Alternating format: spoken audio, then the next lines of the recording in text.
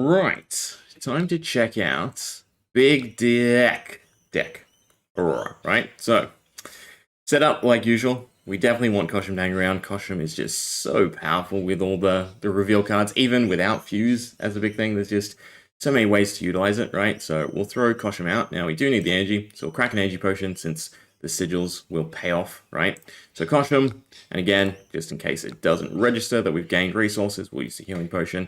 I have a tester, I should probably test it, right? And then from there, we can throw out the 3 sigils. We're actually going to hold on to the Channel Lightning Valley, right? Because we have no way to pay its upkeep cost. So it's at the beginning of your end phase, meaning we do kind of want to just play it on our opponent's turn. So we'll pass, we'll stash it in the arsenal, we'll draw a few more cards, they'll attack, and then we're free to do all our shenanigans. Now, something I do want to note though, right, while we have it, Mark of Lightning. So Mark of Lightning with Channel Lightning Valley, super strong because this is in a sense, an almost guaranteed pinger damage to then draw, right? So it's whenever a lightning or elemental attack you control is defended by a card from hand, you may destroy Mark of Lightning to make the attack deal 1 damage, right? So it procs any on-hit effects, but then it also procs Channel Lightning Valley. So definitely a strong piece of equipment, right, in the common slot, something to think about.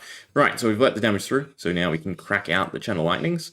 So 1, 2, and 3, and now we won't have to pay their upkeep. Plus, we can gain some resources, right? 1, so Koshum's now satisfied, and then we can use Burn Up, or more importantly, the Shock side of things, to draw some cards. So now we're still starting our next turn with a nice, juicy hand. So we'll take the damage, and then we'll start gaining some resources, and gaining some resources. So, just like that, we're starting our turn with 3 resources and 7 cards in hand, right? 2 more than usual. Also got some energy potions, Amulet of Ignition, which will allow us to play the Lightning Greaves for free, right? So we'll do that, and then we will crack the energy potion.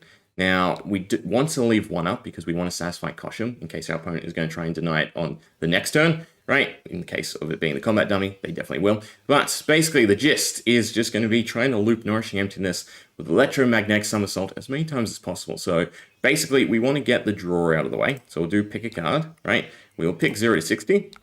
Perfect. We'll gain some resources, right? So 4 from every pick a card plus the silver, so we can draw and we still profit 1 resource. That's really nice. We can then pick Zip a Hit.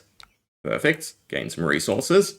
And we're getting lucky, although, again, since it's a reveal 4, we should pretty much hit it almost every time. And another pick a card, and we'll do Throttle.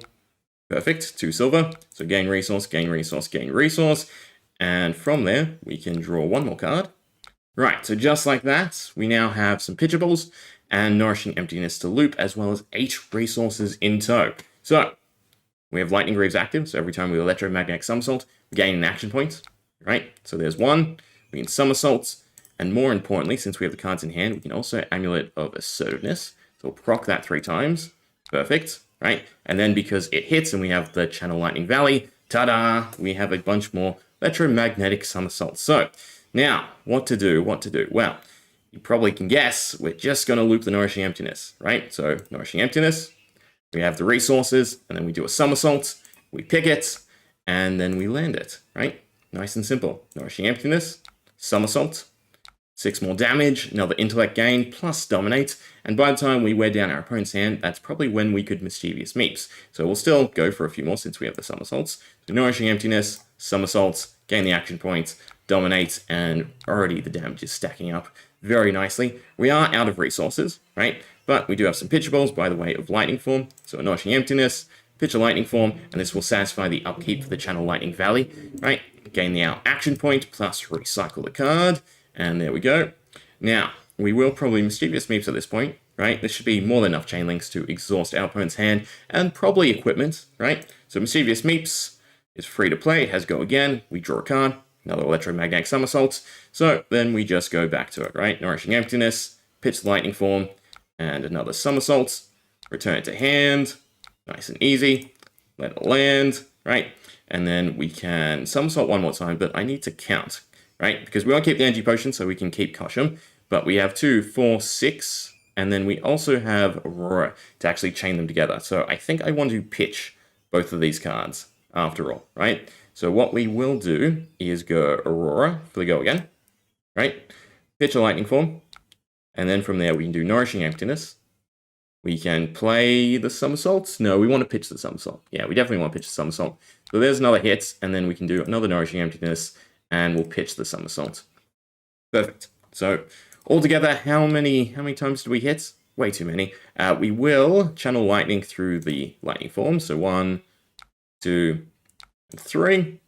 Right, we get to put nourishing into our arsenal, meaning our hand is empty, meaning we get the 4 intellect from Aurora, plus every nourishing that has hit, meaning our hand is looking like that. Yeah, I'm going to say that's fairly juicy. Now, more importantly, we still have the Lightning Valley, we still have the Angie Potion, which will allow us to upkeep Koshum, and we have another shock to draw. So we'll let the attack come through, right? We'll gain our resources, satisfy Koshum, and then we will shock them, draw 3 more cards, and take our damage, and then it's our return turn, right? So 10 foot tall and bulletproof, plus a second strike, satisfies rounds the ancients. Plus, when it hits, we will draw 3 more cards. So we might as well amp it a bunch, right? We'll do Stinger Sorcery, Stinger Sorcery, Stinger Sorcery, and then we also have Flash Freeze. Now, because we have the reveal effect, every time we do, we will get a resource back. So we do have to invest once into it, but then the resources will carry over, so that's quite nice. So Flash Freeze, pitch that, fuse it, gain our resource, and then put the other 3 into play, right? So fuse, resource, and another fuse and resource. So every attack we do now, right, does 3 arcane damage up front, right, because this is whenever you attack with it, and then if they hit, they do an extra 9 damage thanks to Flash Freeze. So yeah, we're gonna dish out a sizable amount of damage here, right? So what can we do? Well, nice and simple. It's Rouse the Ancients. We get to reveal 2 cards, so our 10 foot tall and our second strike. We have the 3 resources. It's also a reveal, so we gain a resource each time. And then it's doing 7. We pinged, so we drew 3 more cards.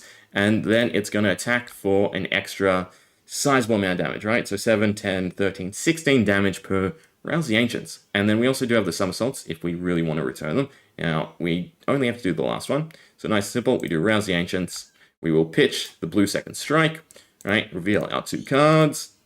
It has go again, it gains a resource, and it does a ton of damage, right? What more could you ask for? So Rouse the Ancients, then we'll do 1 more, and we will pitch the second strike. We will reveal our cards, gain our resource, making the next Rouse the Ancients free. Then we can do Somersault, right? Pick Rouse the Ancients, get it back in hand, and yeah, basically just continue, although we are running out of resources. So how could we make this chain the biggest? That's the question. Do we want a 10 foot tall? We don't have the action point to do it though. So I think it's still Rouse the Ancient, right? Rouse the Ancient for free. And then reveal. And then we can somersault. We gain a resource. And look at that, we actually have the perfect resources to then still be able to reveal. So another Rouse the Ancients. And then we use second strike yellow. Beautiful. Right? Reveal our 2 cards. Still allow it to be buffed. Gain a resource. And then it hits. And from there, I guess we just do second strike into Nourishing, right? To end it off. And that's a sizable turn. Yeah, and we don't even have the intellect debuff from 10 foot tall. So altogether, aggro big Aurora, right? For almost 200 damage. That is fairly decent. Yeah. So you take a bunch of lightning actions and you just rinse and repeat with Nourishing. And of course, we gotta do the conceit screen, right? So 181 damage. Yeah, fairly decent. Hope you enjoyed.